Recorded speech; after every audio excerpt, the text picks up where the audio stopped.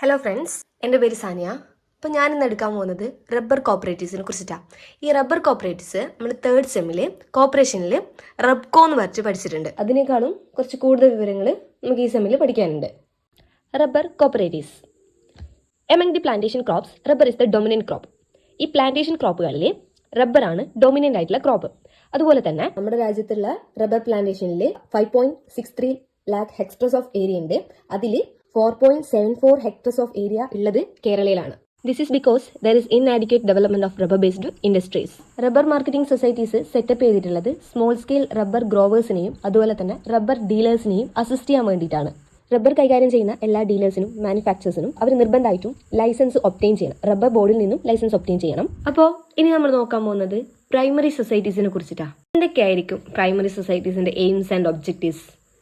അപ്പോൾ ഇനി നമ്മൾ ഡിസ്കസ് ചെയ്യാൻ പോകുന്നത് aims and objectives of primary societies. അപ്പോൾ aims and objectives of primary സൊസൈറ്റീസിൽ ഫസ്റ്റ് വൺ എന്ന് പറയുന്നത് അണ്ടർടേക്ക് ട്രേഡിംഗ് ഓഫ് സ്മോൾ ഗ്രോവേഴ്സിന്റെ ട്രേഡിംഗ് അണ്ടർടേക്ക് ചെയ്യുക. രണ്ടാമത്തെ എന്ന് പറയുന്നത് distribution of production devices including plant protection measures.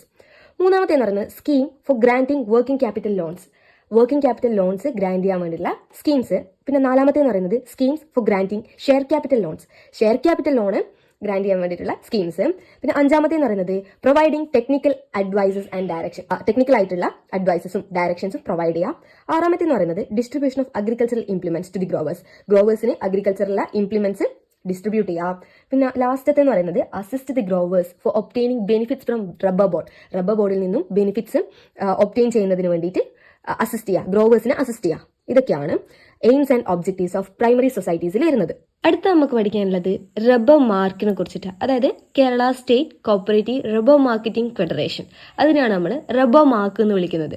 അപ്പോൾ Kerala state cooperative rubber marketing federation is the apex institution of primary rubber marketing cooperatives in the state. അതായത് rubber mark എന്ന് പറയുന്നത് is the apex institution of primary rubber marketing cooperatives in the state ആണ്.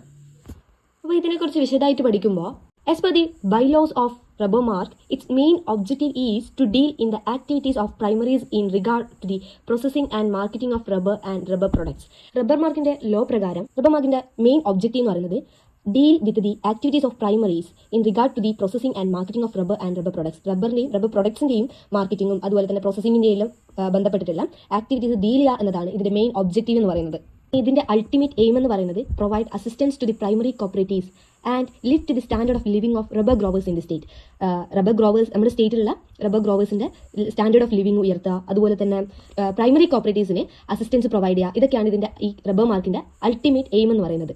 ഇനി ഇതിന്റെ aim accomplish ചെയ്യാൻ വേണ്ടിയിട്ട് ഇത് directly ആയിട്ടും ഇൻഡയറക്റ്റ്ലി ആയിട്ടും ഇനി പറയാൻ പോകുന്ന ടൈപ്പ് ഓഫ് ആക്ടിവിറ്റീസുമായിട്ട് ഇത് ഡീൽ ചെയ്യും. അപ്പോൾ അത്തരത്തിലുള്ള കുറച്ച് ആക്ടിവിറ്റീസ് ആണ് സ്ക്രീനിൽ കൊടുത്തിട്ടുള്ളത്.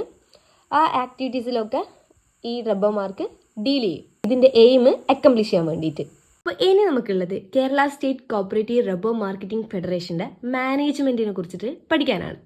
The final authority of the federation is it's general body which consist of 1 representatives from each primary society.